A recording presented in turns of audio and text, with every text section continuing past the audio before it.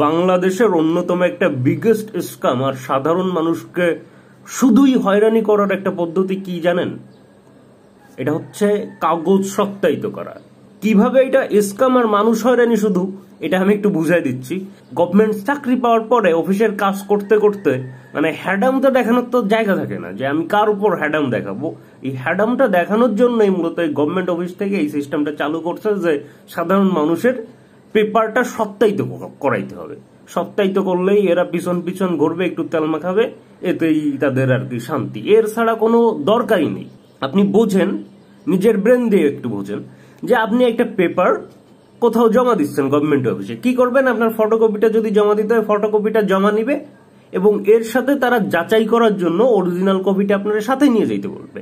Original কপিটা দেখবে ঠিক আছে কিনা, যাচাই করে তারপর ফটোকপিটা তারা জমা রেখে দিলে হয়ে যায় যে না, এর কাগজ ঠিক আছে। কিন্তু এইটা করার কি দরকার যে আরেকজনের কাছে যাইতে হবে সত্যায়িত করাইতে? উনি একটা সিল মাইরা দেবে, একটা সিগনেচার দেখা, এটা কি দরকার এই সত্যায়িতটার? বাংলাদেশি যে অধিকাংশ গভর্নমেন্ট অফিসে এই সত্যায়িত চায়, এটার একমাত্র কারণ দেখলাম আসলে ওই যারা গভর্নমেন্ট অফিসে কিছু আছে ওদের একটু হ্যাডাম বাড়ানোর জন্য, যে যাও ওদের পিছন পিছন একটু তেল মাখাইয়া তারপরে কাগজটা একটু তোমরা একটু সত্যায়িত করে নিয়ে আসো। জাস্ট একটা স্ক্যাম।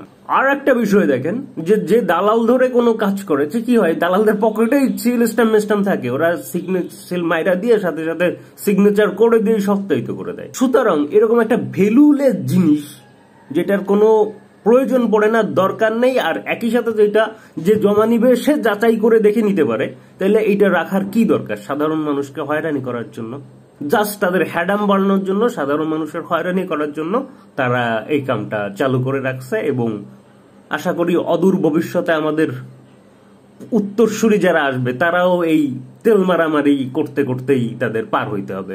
স্যার একটু দেখেন না, স্যার একটু সত্যায়িত করে দেন, যার কোনো দরকারই নেই।